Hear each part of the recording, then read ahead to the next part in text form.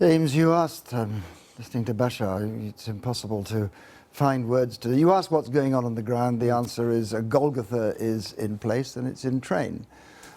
You asked earlier on, is this the end for Aleppo? Yes, it is, but it must not be the end for the 50,000 people who are now trapped in 4 square miles. Every bomb is a massacre, Bashar said, and that's what's now at risk.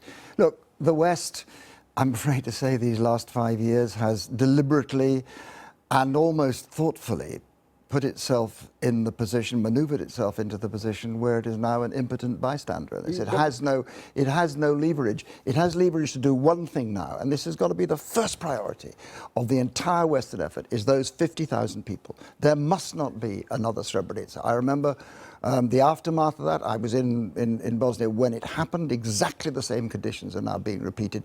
There is nothing else that matters in the next 24 hours or 36 hours than those 50,000 people trapped in those 4 square miles. We've got to get them out and we've got to get them to safety. Beyond that, there are things the West can do, I think. We might discuss. I just want to draw back first, if I may. The 50,000 civilians in need of rescue, as you describe it, does that... Do you have faith that the ceasefire will hold? And surely, regardless of what your answer is to that question, we can only do what the Russians would let us do. Yeah, no, I don't have faith, but I think there are things you can do. You can send a UN mission, an observer mission in there. You could insist that they go in. I find it difficult to believe that the Russians would not permit a UN... Why hasn't that happened already? Well, that's a very good question. There are all sorts of things that haven't happened already. I mean, you know, I go back to that vote of 2013 when our parliament refused to take action in the face of Bashar al-Assad being using chemical weapons. I remember saying at the time that that was the most shameful vote I'd ever participated in parliament, so it has proved to be true, and there's now a price to pay for that. The West has lost any potency that it had in terms of what it will do. It's lost the will to act. Russia's taken advantage of that, moved into the vacuum. Thousands have been killed. Here's my bleak guess. What can the West do now, apart from trying to save those 50,000? The answer is bluntly not much. It doesn't have much leverage on the ground.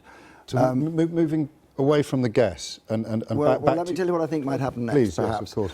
I mean, look, I watched this in Bosnia. Ceasefires don't work until both sides believe they have nothing further to gain on the battlefield. My guess is that Assad and the Russians decided that they were not in that position, that they had to take Aleppo before they could have a ceasefire. I don't think Russia wants to be involved in the long term in this. They know they'll get bogged down. I suspect that now both sides have come to a position where everything they could gain on the battlefield more or less has been gained. Aleppo is theirs. And the conditions now for some kind of peace. Let me warn you, it'll be rough, it'll be bloody, it will be untidy, it will be dominated by warlords, it'll be Bosnia written on a large scale. I think the right thing now is to have a Dayton-type regional agreement where you assert the integrity of the political space of Syria as unassailable. That involves the neighbors, Iran, Turkey, etc., underpinned as guarantor by the great powers. That could bring some kind of peace. Let me tell you, it'll be a horrible peace to observe, but I can promise you that every single citizen living in Aleppo, trapped between the barrel bombs of Assad and the knives of ISIL, will prefer a peace, however untidy, to the continuation of this war. I watched it in Sarajevo, and it's exactly the same conditions all over again. Paddy Ashdown, many thanks.